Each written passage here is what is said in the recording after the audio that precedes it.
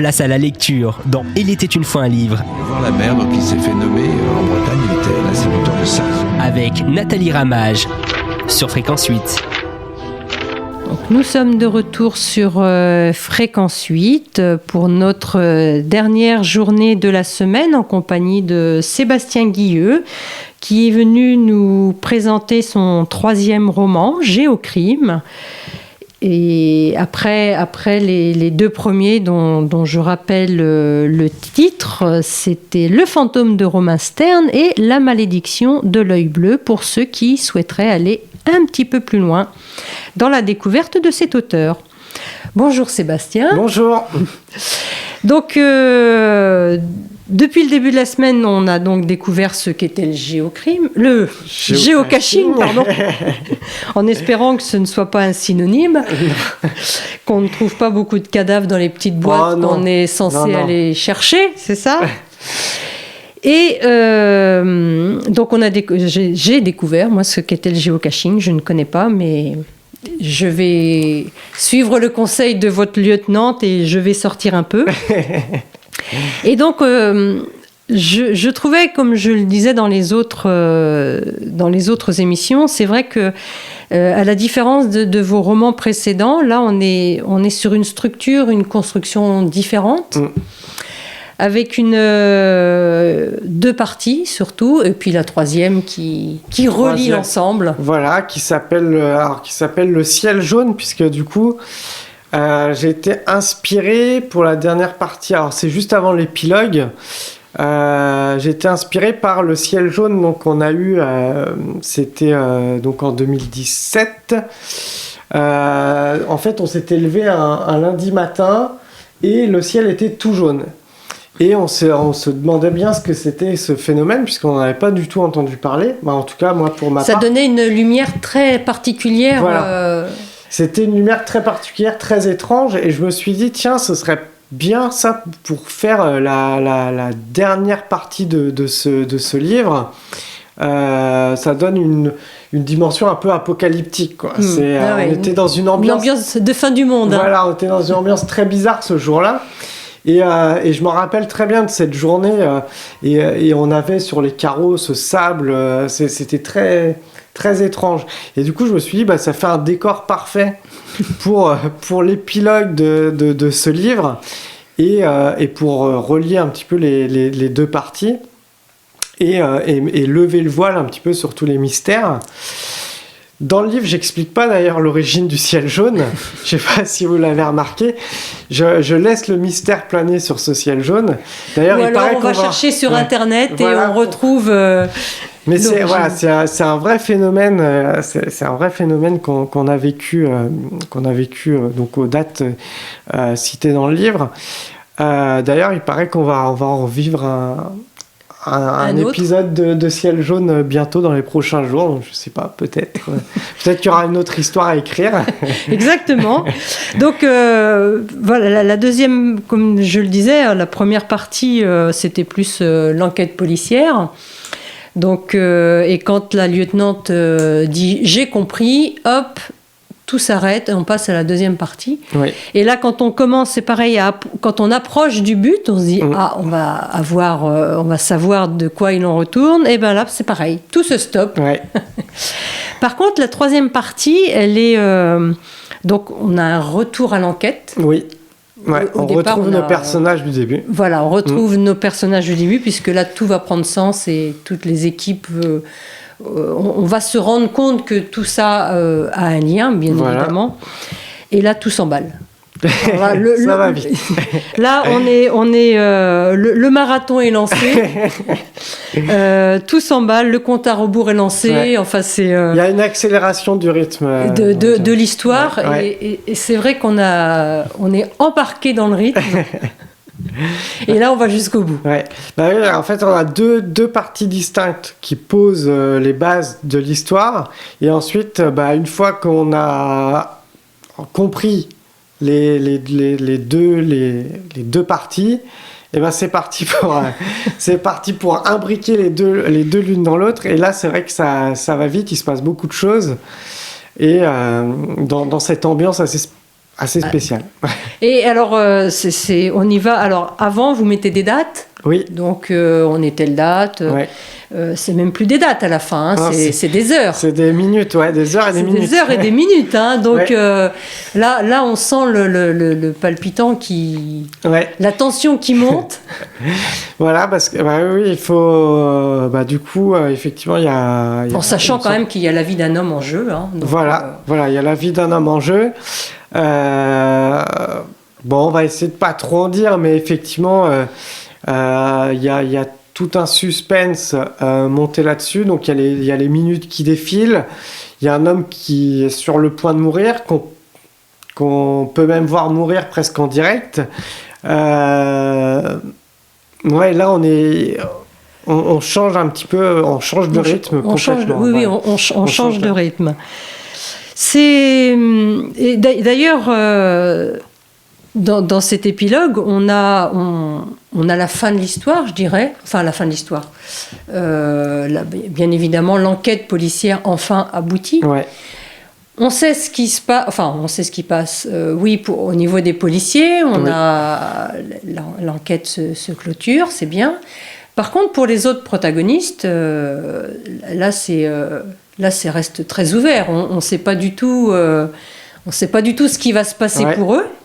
On aura la suite dans un autre livre, ou bien on les retrouvera dans une autre histoire, ces protagonistes-là ? Non, pour l'instant c'est pas prévu en tout cas. Donc effectivement à la fin on a l'enquête qui est résolue. Il y a quand même un petit peu de mystère effectivement sur une partie, sur les géocacheurs et sur ces protagonistes. Il y a une partie du mystère qui est révélée vraiment à toute fin pour savoir ce qu'ils deviennent. Non, j'ai pas prévu pour l'instant de développer plus ces personnages-là. Donc en fait, c'est au bon vouloir du lecteur d'imaginer ce qui peut se passer après. Voilà, c'est ça. Donc ce sera plus une histoire avec Lorraine Hug peut-être ? Je suis parti sur un projet un petit peu différent pour le prochain livre. Alors là, déjà, je suis en train d'écrire une nouvelle autour du géocaching, mais là, c'est complètement différent. Et c'est même pas du polar. Qui sera édité dans un collectif, dans un recueil collectif ? Alors là, non, ce sera... Je sais pas exactement comment est-ce qu'ils vont faire, mais là, je vais, moi, l'envoyer au comité de lecture qui va ensuite voter pour... Qui a organisé le concours. Voilà, qui a organisé le concours de nouvelles. Après, je sais pas comment est-ce qu'ils comptent faire. Et sinon, donc, j'ai un autre projet, mais qui est complètement différent, avec là qui est un petit peu plus, on va dire, science-fiction sans, on va dire un peu fantastique, un petit peu plus fantastique. C'est pas du polar, un petit peu aventure, on va dire, aventure un petit peu fantastique. Mais c'est un projet qui est tout juste démarré, que j'ai mis un petit peu en pause là pour faire la nouvelle, pour participer au concours, et que je reprendrai juste après. Donc cette nouvelle, elle sera éditée, non ? Je sais pas. On verra. On verra, ou elle sera peut-être mise gratuitement en ligne, je sais pas. Pour l'instant, j'ai pas d'idée là-dessus.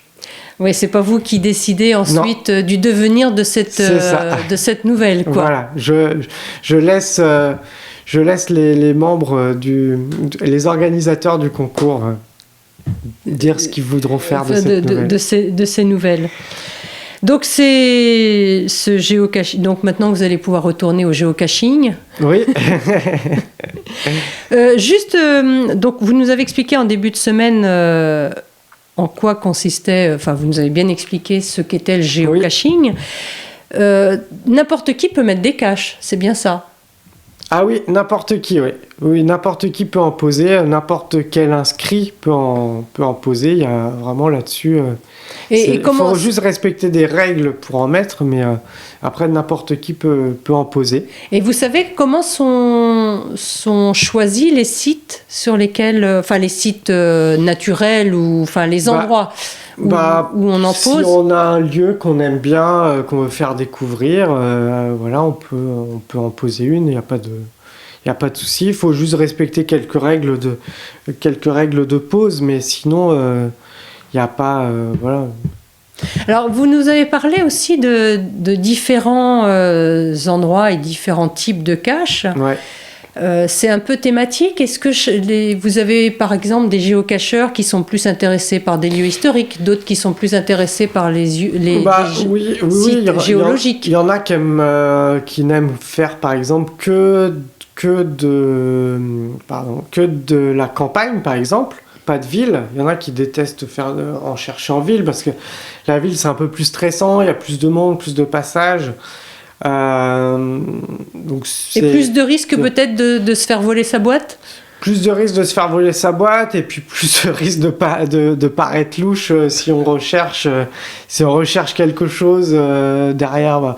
Souvent ça peut être aimanté par exemple derrière des panneaux de circulation, des choses comme ça.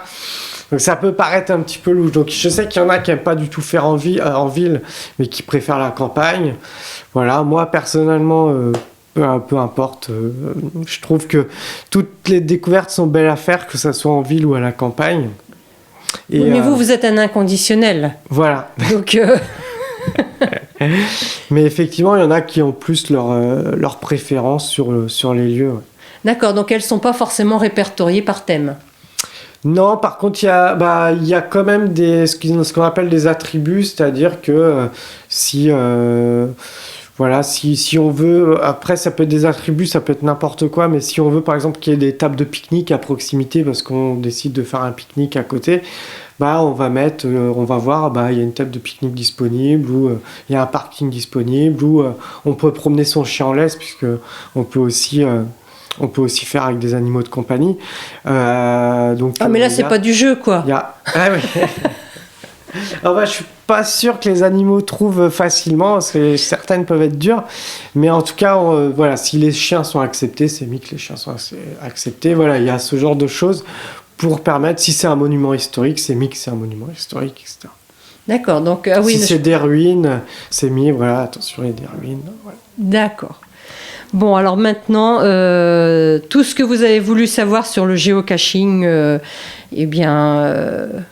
maintenant vous le savez, hein, en écoutant de manière un peu particulière. Oui, là, je rappelle également le titre de votre roman, donc Géocrime. Hein, mais bon, le géocaching n'est absolument pas dangereux. Non. Merci beaucoup Sébastien Guilleux d'être venu nous présenter votre livre, votre troisième roman. Merci à vous pour l'invitation. Et puis on aura certainement l'occasion de continuer de vous suivre. Et puis et je vous dis donc à la prochaine émission. À bientôt. Au revoir. Sébastien Guilleux, Géocrime. En cette heure matinale d'un lundi de juillet, Jeannot était à la pêche, tout du moins physiquement, car son esprit était ailleurs. Il avait beau retourner la chose dans tous les sens, le plan de Jim était vraiment bien pensé. Le retraité essayait de trouver la faille. Il aimait que tout soit bien préparé et travaillé. Pour le coup, il était gâté. Leur chef était un vrai chef d'orchestre. Restait à savoir si le jour J, il n'y aurait pas de fausses notes.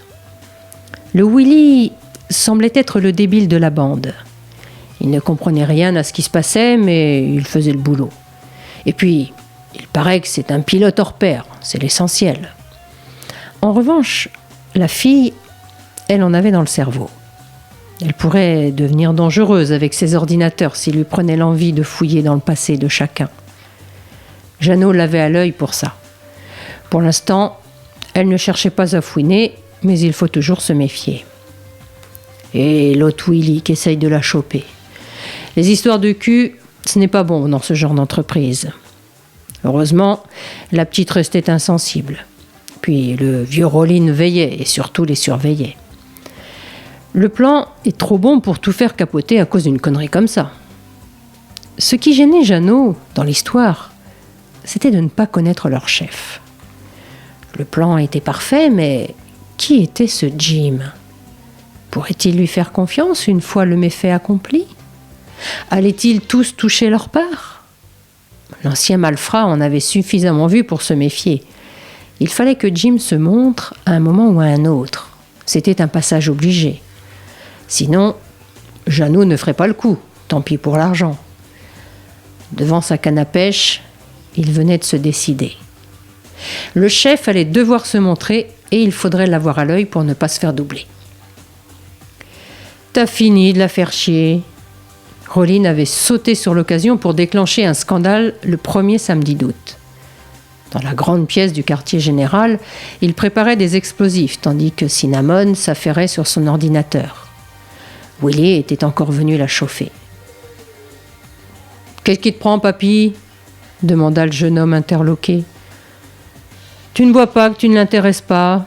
Alors mater ses seins et son cul, tu peux si ça te chante.